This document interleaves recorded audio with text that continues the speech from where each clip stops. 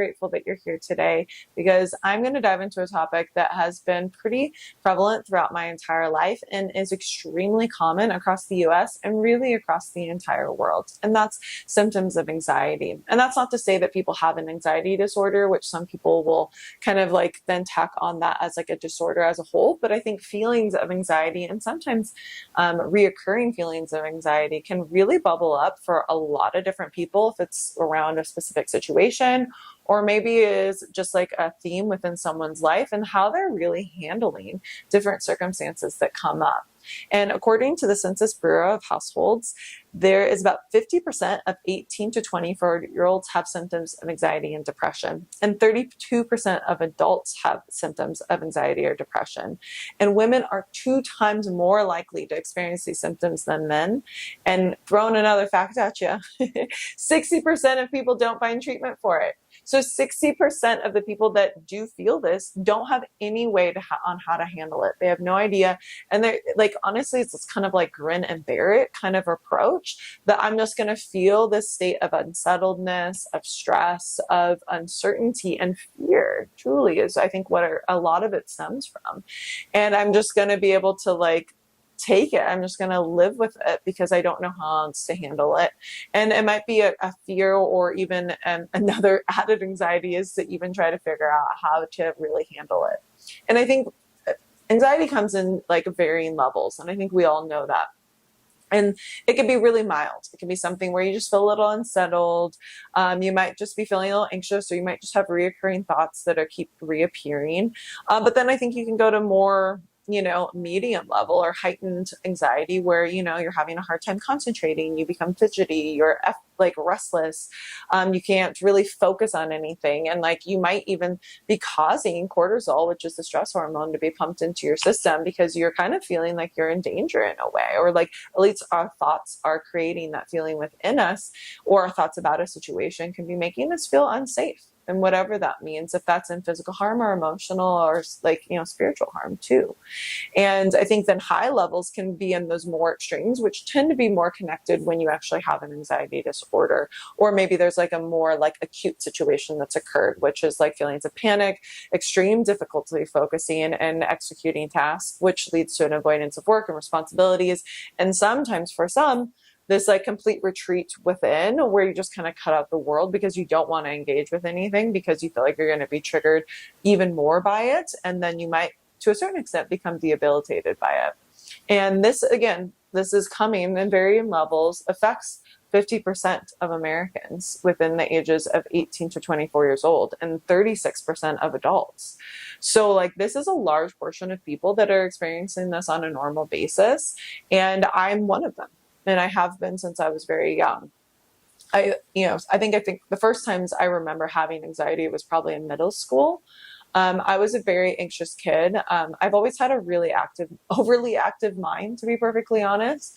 And I think that I would always be worried about something, like worried about either my parents or my sisters or my families or how people looked at me or how people saw me or like my grades or, trying to be better at what I wanted to do or whatever, or, how my peers were viewing me or interacting with me or what they said. And so I think I've always just had this tendency, in all honesty, to just like be concerned. I was a concerned little girl and I always was very sensitive. And I think also when people, especially empaths and people that feel emotions on a more heightened and, really intense level, we also then kind of get pulled in a lot of different directions on a regular basis as well. And even, from the ages of 13 to 17 years old, 27% of that age group also experiences symptoms of anxiety and depression. So this is across the board, affecting millions upon millions of people. And the only way I found relief from it was when I started finding yoga and meditation.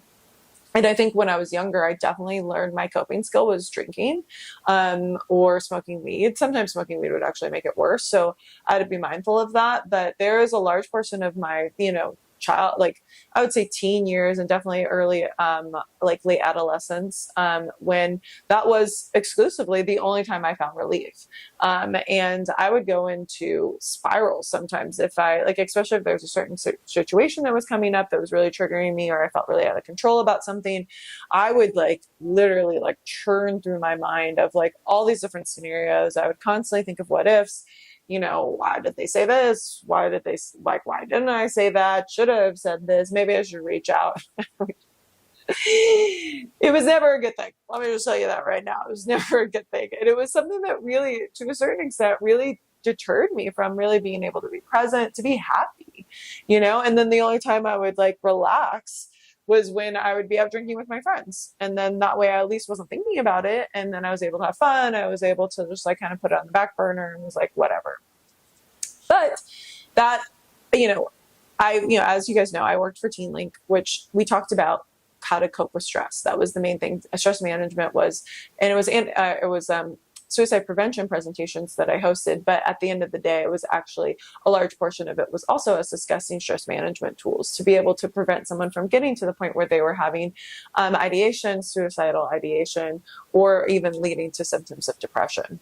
And I think extended stress periods over time can lead us to this constant feeling of anxiety.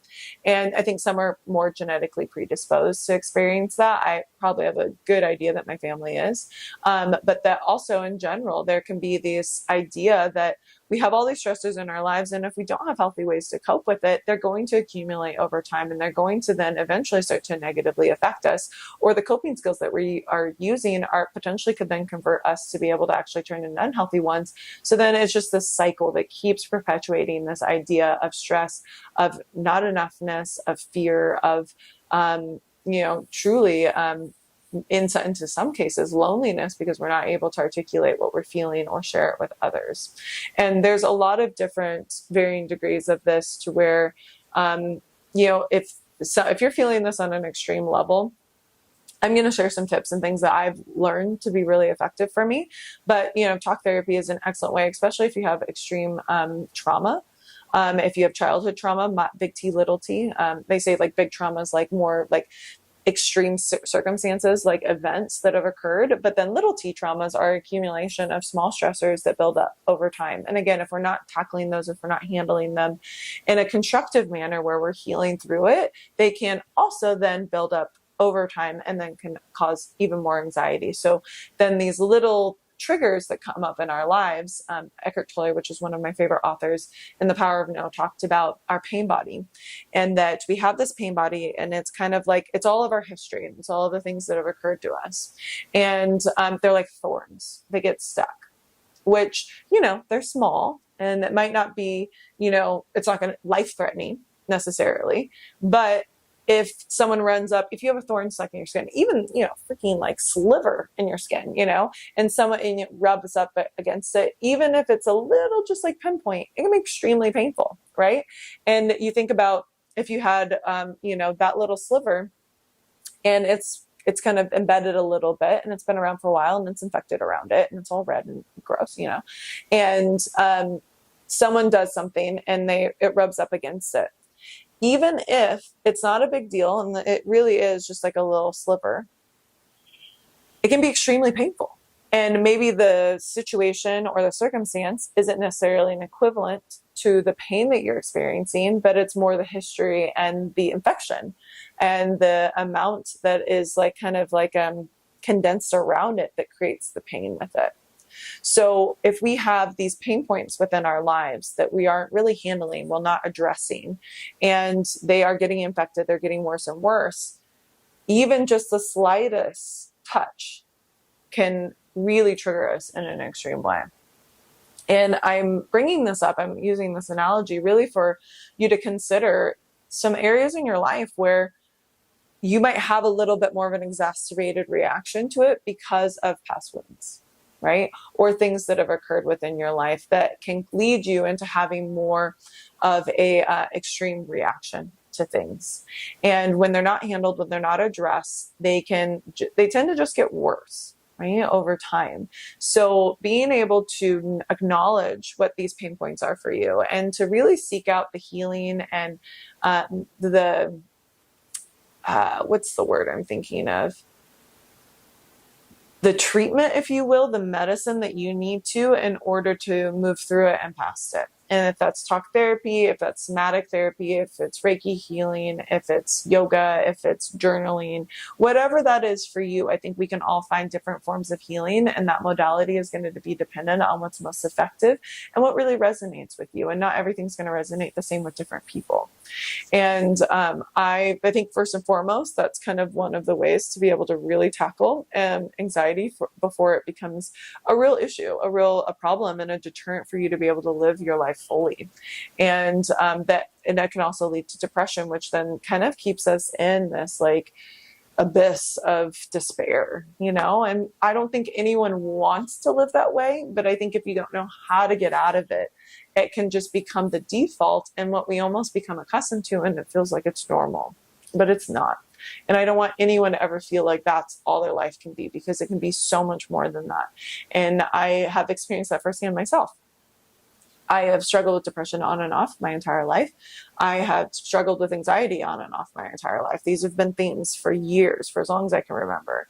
But the more that I address them, the more that I heal through the different causes, the different pain points, I'm pulling out all the slivers, I'm pulling out all the thorns, the more that I can actually embrace my life. And I think I learned to numb as a young child, because I thought if I repress, if I don't think about it, if I avoid it, I don't have to, it's like it's not there. And that's, as we know, just not the case.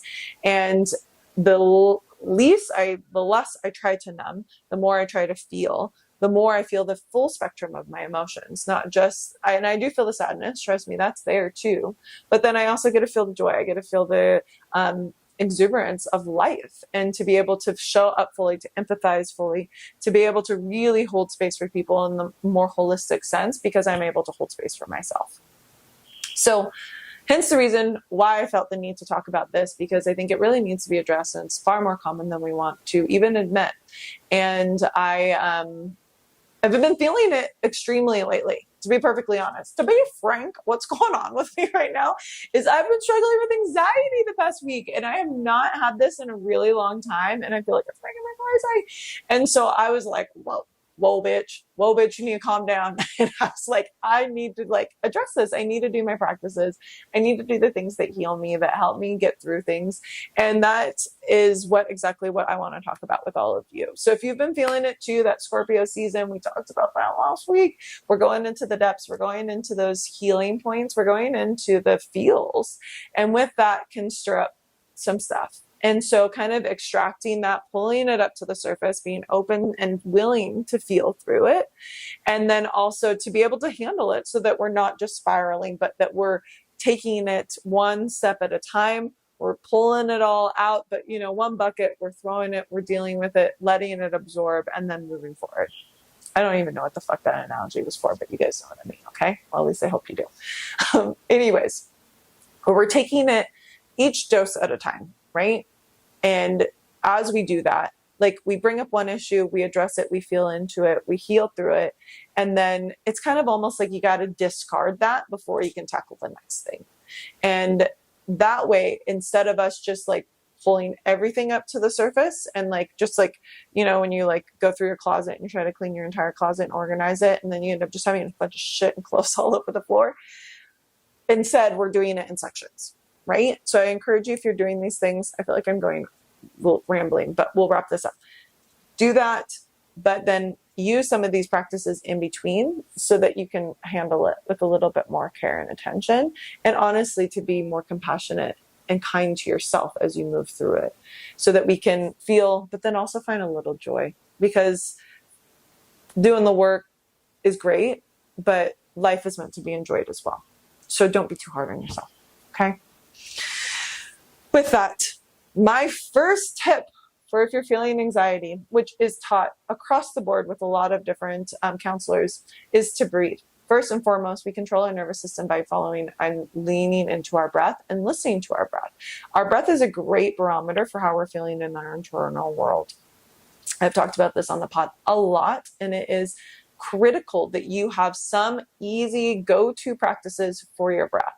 And if that is taking a pause, sitting down, closing your eyes, and counting each cycle of breath up to 10. Inhale 1, exhale 1. Inhale 2, exhale 2.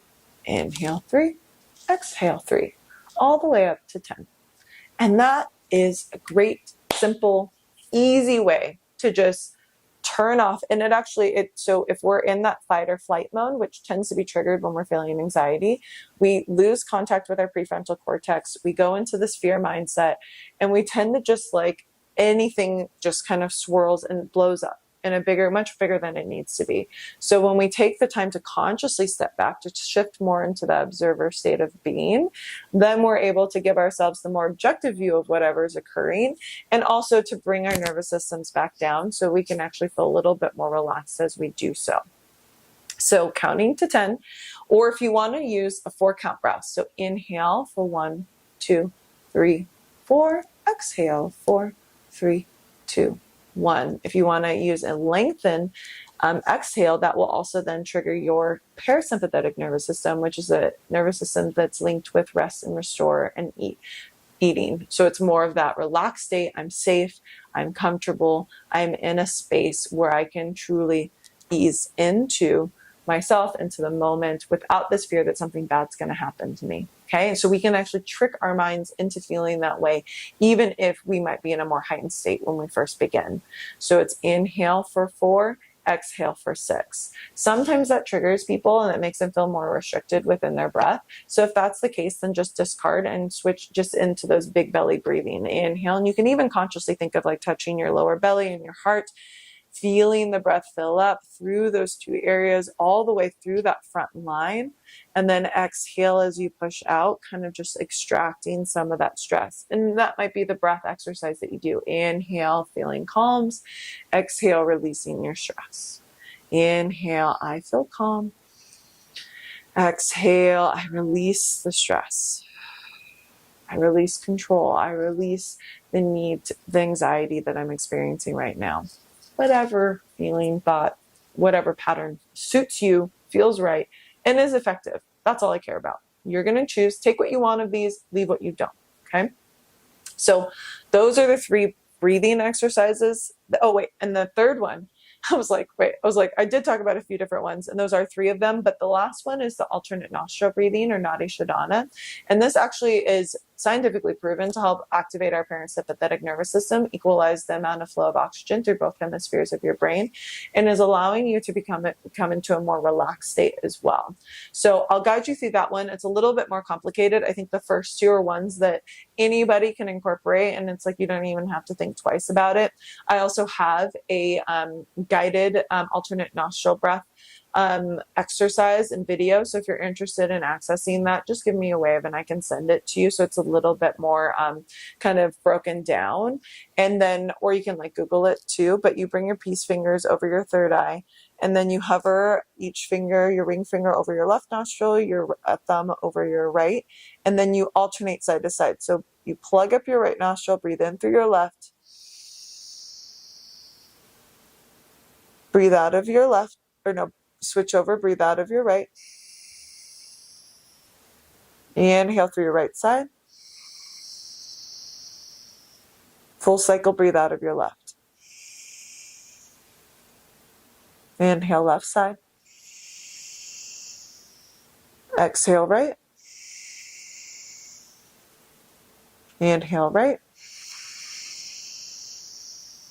Exhale, switch over.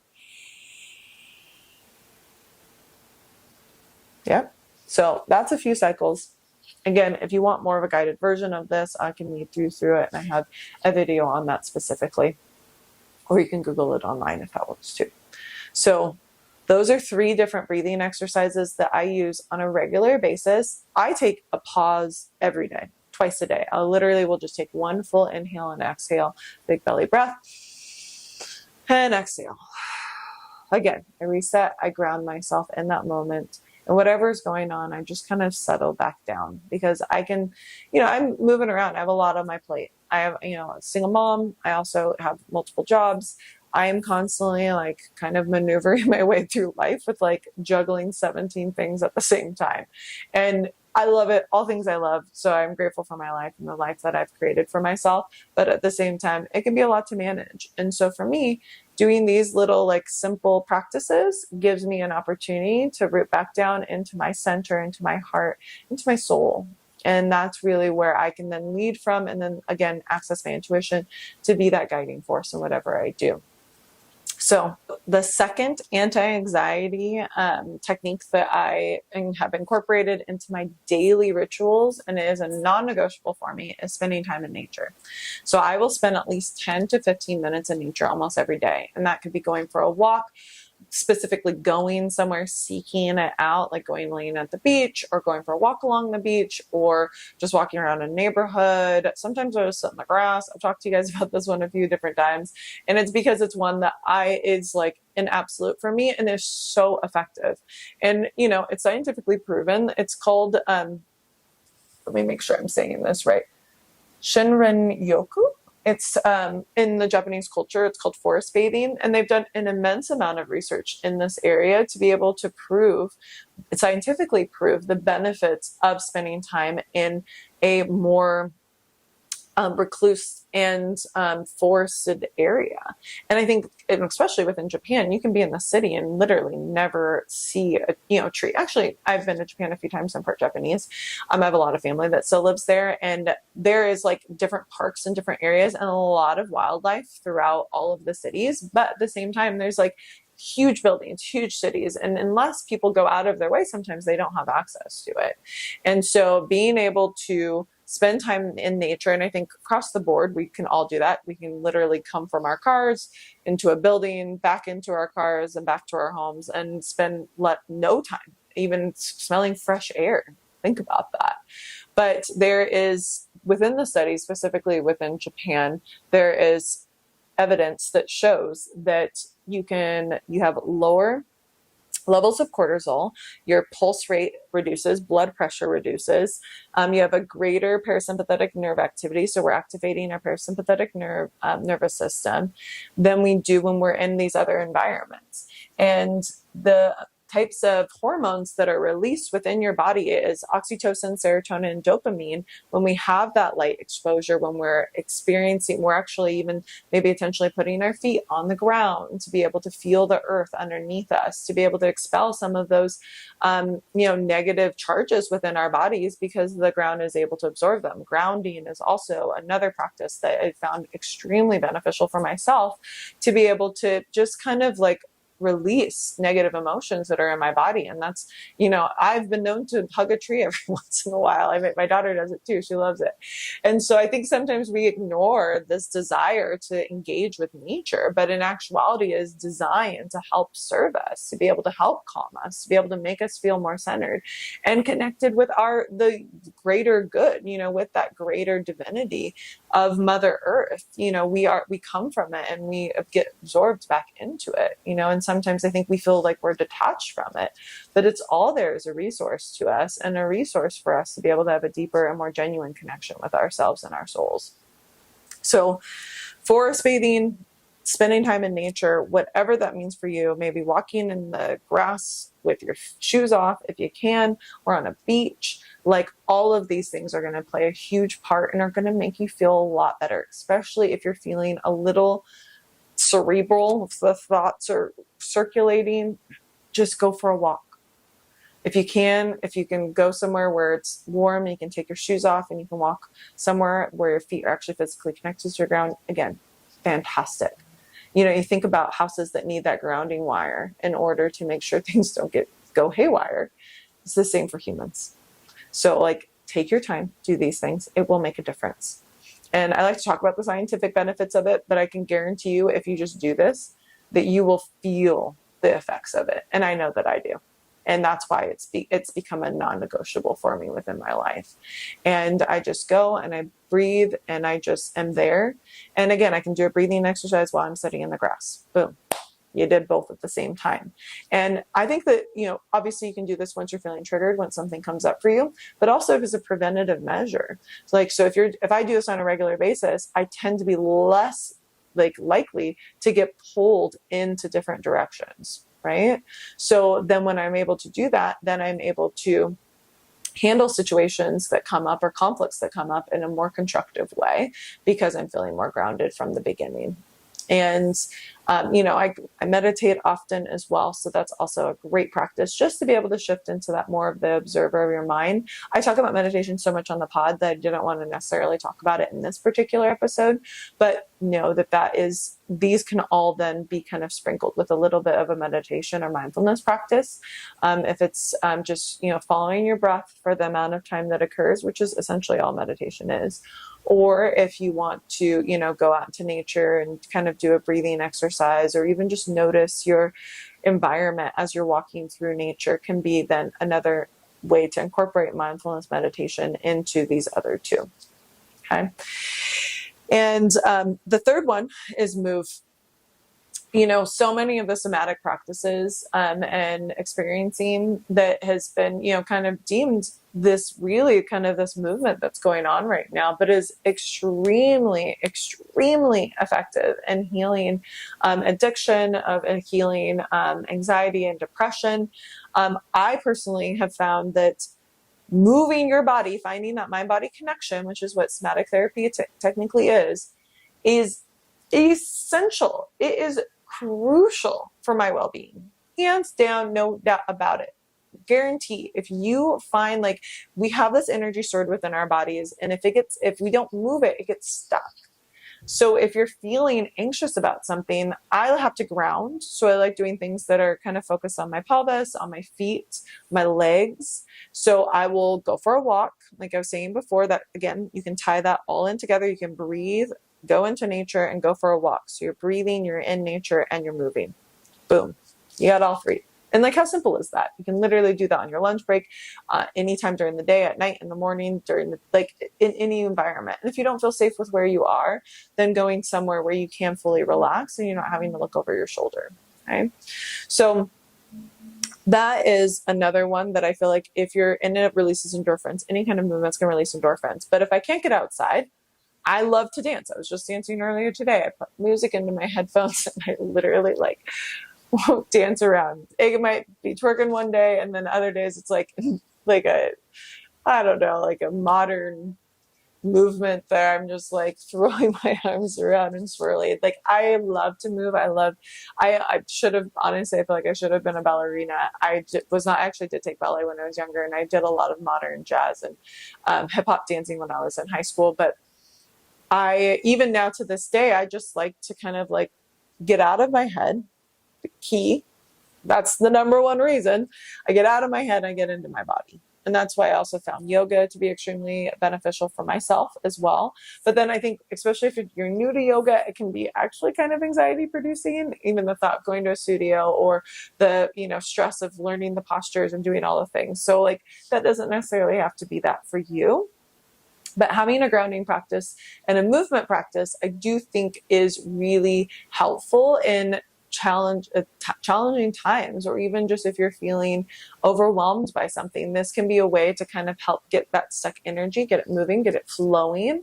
And, also that movement can allow ourselves to reframe a situation, to be able to think about it in a new light, or even to shift out of this kind of fight flight mode, or these high surges of cortisol within our system, feeling like something's life or death, to be able to just reduce the anxiety, to be able to reduce the feelings that you're in danger, and to be able to shift into that more receptive, more calm state.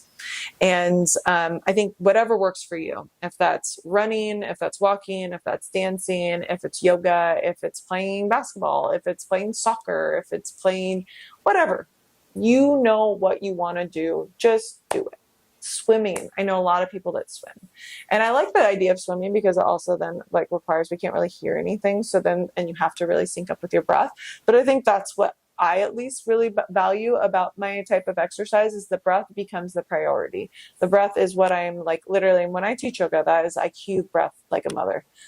like a motherfucker. It just seems aggressive when I'm talking about yoga and breath, but but it's true. Like I cue it because that is what I want people to be paying attention to. I don't like, yes, I want you to stay safe. I want people to like feel their bodies. I want them to be able to enhance whatever the posture is, to be able to find a alignment in order to feel supported and strong. But at the same time, what I care about more than any of that is I want people to be breathing. I want them to feel connected to themselves and to the moment.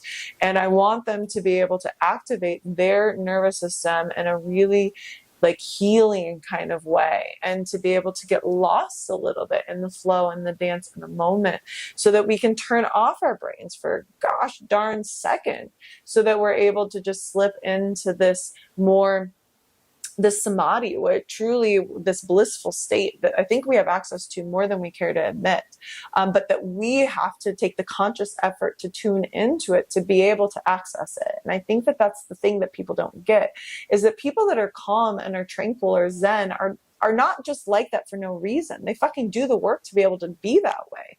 And I'm not trying to get upset, but I'm telling you, I'm not naturally calm. I'm not. That is not my natural state. They always say like, joy is our natural state. Yes. Okay. I like to feel joyful, but there's years of my life where I was constantly in fear. I was constantly stressed. I was constantly worried. I would literally go into these crazy scenarios in my mind about situations that could occur that had no connection to reality, that literally would send me into a tizzy. Like for years of my life. I until I found yoga when I was like 24, 25, that is where I was most of the time, unless I was drinking. So I had to find other coping skills for myself in order to be able to handle life. Because we all got stress. We all got shit. And do I then slip back into my old ways sometimes? Hell yes. Like, do I sometimes allow my brain to take over? Do I sometimes allow my stress and my like anxiety to skyrocket? Yes. Do I want to? No. Do I mean to? No. Do I try everything humanly possible to prevent me from doing this? Yes. And these are things that I know and have been proven within the counseling and psychology and mental health like world and realms to be effective. And that's why I'm sharing them with you. You don't necessarily need a counselor. Maybe you do, but you don't necessarily have to go to talk therapy in order to find relief from this. And that's what I wanted to be able to share, because I think that, again, like I said, 50% of 18 to 24-year-olds experience symptoms of anxiety and depression. 50%. Millions of people suffer through this and just feel like that's all they do. Like 60% of people don't seek treatment. So this doesn't have to be your norm. This doesn't have to be the end all be all. This doesn't just have to be your new reality. You can find ways to be able to channel this energy in a more constructive way. And more importantly, you can find ways to be able to like conduct the energy that's in you towards your goals, towards your passions, towards what you want to create, instead of the things that you're trying to avoid or you fear. And I think that these are all tools that I've used to just turn off my mind.